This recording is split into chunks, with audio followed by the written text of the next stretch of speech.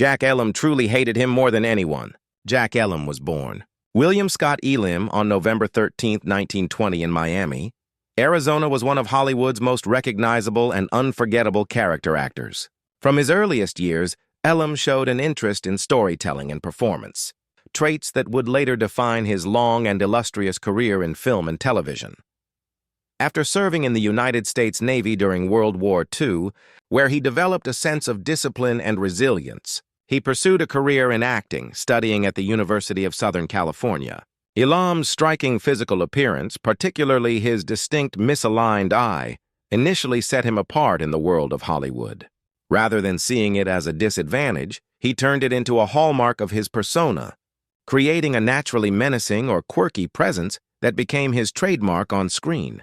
Elam's career spanned over 5 decades, during which he appeared in more than 200 film and television roles. He became especially famous for his work in westerns, a genre that seemed almost tailor-made for his rugged, unconventional look and commanding presence. Films such as Once Upon a Time in the West, 1968, Support Your Local Sheriff, 1969, and The Night of the Grizzly, 1966, cemented his reputation as the quintessential bad guy.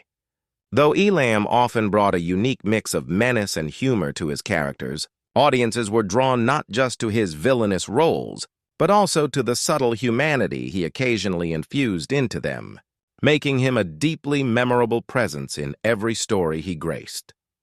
Beyond his work in westerns, Jack Elam displayed remarkable versatility, moving effortlessly between genres. He appeared in comedies, dramas, and even family-friendly films, proving that his talent could transcend typecasting. His collaborations with other iconic actors and directors of his era showcased his professionalism and the respect he garnered in the industry. Elam's appearances on television were equally prolific, including roles in series such as Gunsmoke, Bonanza, The Twilight Zone, and The Lone Ranger, where he left an indelible mark on American pop culture. In 1974 to 1975, Jack Elam took on the role of Zach Wheeler in The Texas Wheelers, a short-lived but memorable comedy series that aired on ABC. In this show, Elam portrayed a rough-edged, long-lost father who suddenly reappears in the lives of his children after the death of their mother. The story centered on Zach's unconventional attempt to raise 4 children he barely knew, which gave Elam an opportunity to showcase both his comedic timing and his ability to play a character who, despite his flaws, had a surprising amount of heart. Although the series lasted for only 8 episodes, it was notable for pairing Elam with future stars such as Mark Hamill, who would go on to worldwide fame as Luke Skywalker in Star Wars, and Gary Busey. Even though the Texas Wheelers struggled with low ratings and was quickly canceled, critics admired Elam's performance, noting that his rugged persona and eccentric screen presence added a unique layer to the family-centered comedy. Elam continued experimenting with unusual roles on television, demonstrating a willingness to step outside the gritty Western and villainous typecasting that had defined much of his earlier career. In 1979, he appeared in the CBS sitcom Struck by Lightning, taking on the unexpected part of Frankenstein's monster. This quirky comedy revolved around a scientist who discovers that his ancestor was Dr. Frankenstein, and through a series of comic events ends up living with the monster. Elam, with his distinctive facial features and offbeat charm, was a natural fit for such a peculiar role, blending humor with the absurdity of playing a legendary horror figure in a light-hearted sitcom. Unfortunately, the show never found its audience and was canceled after just 3 episodes, with the remaining 8 episodes left unaired in the United States. Interestingly, all 11 episodes eventually aired in the United Kingdom in 1980, giving British audiences a chance to see Elam's unusual comedic turn, which remains something of a curiosity in his long career. Even in the 1990s, Elam continued to make appearances that highlighted his versatility. He took on the role of Hick Peterson in a first-season episode of the hugely popular sitcom Home Improvement. The episode, titled Birds of a Feather Flock to Taylor, Season 1, Episode 20, gave Elam the chance to share the screen with another Hollywood legend, Ernest Borg. The storyline revolved around eccentric characters and their humorous interactions with Tim Allen's Taylor family, and Elam's performance reminded viewers that his comedic instincts were still sharp. For audiences who remembered him as a menacing outlaw in westerns, seeing Elam bring laughter to a modern family sitcom highlighted just how broad his acting range truly was. On the big screen, Elam further cemented his reputation for eccentric comedy with his role as Dr. Nicholas Van Helsing, a self-described crazed proctologist in the 1981 action comedy blockbuster The Cannonball Run. The film, directed by Hal Needham and featuring an all-star cast that included Burt Reynolds, Dom DeWeese, and Farrah Fawcett, was a rollicking cross-country car race filled with slapstick humor and outrageous characters. Elam's performance as the eccentric doctor stood out as one of the film's most offbeat highlights, showcasing his gift for turning even the smallest role into something memorable. So well received was his portrayal that Elam reprised the role 3 years later in the sequel, Cannonball Run 2, 1984, once again delighting audiences with his wild-eyed antics and comedic unpredictability. In 1986, Elam appeared in The Aurora Encounter, a film often categorized as a weird Western because of its unusual blending of Western themes with science fiction. In this production, Elam played Charlie Hankins, a town drunk whose eccentric behavior contributed to the film's offbeat tone. It was during the making of this movie that Elam experienced one of the most profound personal connections of his life. On set, he met Mickey Hayes, an 11-year-old Texas boy who suffered from progeria, a rare condition that causes rapid aging. Despite their differences in age and life circumstances, Elam and Hayes formed an extraordinary bond.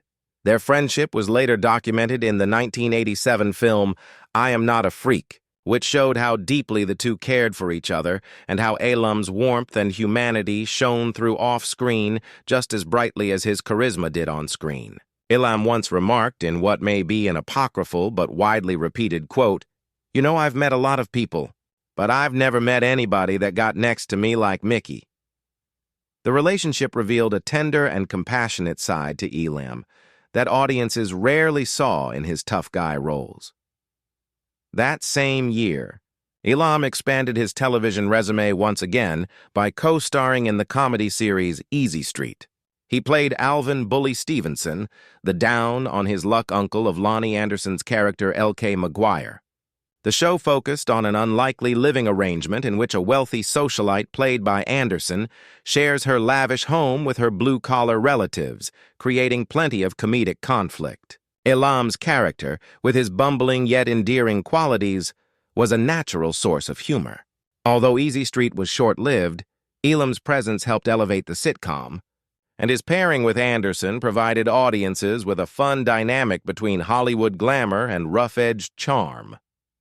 In 1988, Elam teamed up with country music legend Willie Nelson in the made-for-television Western movie Where the Hell's That Gold? The film, which also starred Delta Burke, was a comedic Western romp involving a treasure hunt, double crosses, and larger-than-life characters. Elam's role allowed him to return to familiar Western territory, but with the comedic twist that had become one of his trademarks. His chemistry with Nelson added to the film's appeal, as both men brought a relaxed, easygoing energy to their performances. Elam's long and distinguished career received formal recognition in 1994 when he was inducted into the Hall of Great Western Performers at the National Cowboy and Western Heritage Museum in Oklahoma City, Oklahoma. This honor placed him alongside some of the most respected names in the history of Western film and television. The induction was a fitting tribute to an actor who had not only defined himself through unforgettable villainous and comic performances, but had also contributed to the enduring legacy of the Western genre.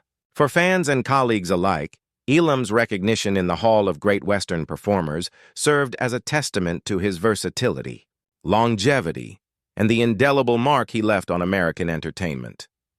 When people think of Jack Elam, they often remember his signature lazy eye, his grizzled face, and his ability to steal nearly any scene he was in, whether as a villain in a Western or as a comedic old-timer later in his career. But behind the scenes, Elam was known as a man who spoke his mind without hesitation. He had strong opinions about nearly everyone he ever worked with, and one actor who particularly rubbed him the wrong way was none other than Gary Cooper, the legendary star of classic Hollywood westerns and dramas. Gary Cooper was celebrated as one of the greatest screen icons of his generation. He was famous for his quiet dignity, his understated style, and his ability to convey strength with just a few words. To many, he was the very definition of a Western hero. But to Jack Elam, Cooper represented almost everything he disliked about Hollywood's golden age leading men. Elam believed that Cooper had been overrated and that his supposed natural acting was little more than, as Elam once said, standing around and mumbling while everyone else did the work. Elam would often tell stories in interviews or on film sets about his less than flattering experiences with Cooper. "Gary Cooper never impressed me," Elam reportedly said. "He was always just there. You'd have these great character actors carrying a scene, giving everything they had, and Cooper would just mutter a line in that low voice of his, and the critics would call it brilliant. I never saw brilliance. I saw a guy who got by on looking good in a cowboy hat." Part of Elam's disdain came from what he considered Cooper's lack of work ethic. While Elam himself worked tirelessly to perfect even small roles, often showing up on set early and staying late to go over dialogue, he claimed that Cooper coasted on his star power. "If you ask me who I thought was lazy, I'd say Gary Cooper without blinking," Elam once remarked. He didn't rehearse. He didn't push himself. He didn't care if the scene sparkled. He just wanted to get through it and collect the paycheck. Meanwhile, the rest of us were sweating blood trying to make it all work. Elam also had strong feelings about the way Cooper treated others on set. While Cooper had a reputation among many as polite and reserved, Elam saw him differently. "People said he was a gentleman," Elam noted. "Maybe if you were a studio head or a pretty actress. But if you were just some working character guy like me, he didn't bother with you. He barely acknowledged you. I've got no respect for that. For a man like Elam, who prided himself on being approachable and friendly to everyone from the biggest star to the stagehand. This kind of aloofness was unforgivable. Perhaps most infuriating to Elam was the way Cooper was lionized by critics and audiences, even when, in Elam's view, he gave lifeless performances. Elam thought Cooper's Academy Award for High Noon was one of the most undeserved in film history. "You could have put a cigar store Indian in that role and gotten the same performance," Elam scoffed. But because it was Cooper, everybody bowed down. "I never understood it." Elam, being blunt as ever, once summarized his feelings by saying, "Gary Cooper was like wallpaper. He was there. He filled the space, but you didn't notice him unless someone told you to. And yet somehow he became this giant of cinema. To me, that says more about Hollywood's obsession with looks than with talent." Despite his criticisms, Elam acknowledged that Cooper had his devoted fans and that his image as the tall, stoic cowboy was something the public craved. But that didn't stop Elam from expressing his discontent. "He was the American hero, sure," Elam admitted, "but only because people wanted to believe in that image. He wasn't the best actor, not by a long shot. He wasn't even the best actor in most of his movies, but he looked the part. And that was enough for the studios." In the end, Jack Elam's dislike of Gary Cooper was rooted in his lifelong frustration with Hollywood's tendency to glorify leading men while overlooking the gritty, hard-working character actors who gave films their soul. To Elam, Cooper symbolized that imbalance, the unfairness of a system that rewarded looks and aura over depth and sweat. And for a man like Jack Elam, who built his career on sheer determination and an unshakable work ethic, that was something he could never forgive. Jack Elam was married twice, first to Jean Louise Hodgert from 1937 until her death from colon cancer on January 24, 1961. 7 months later, in August 1961, Elam married again, this time to Margaret M. Jennison. The couple remained together for 42 years until October 20, 2003, when Jack died of congestive heart failure at their home in Ashland, Oregon.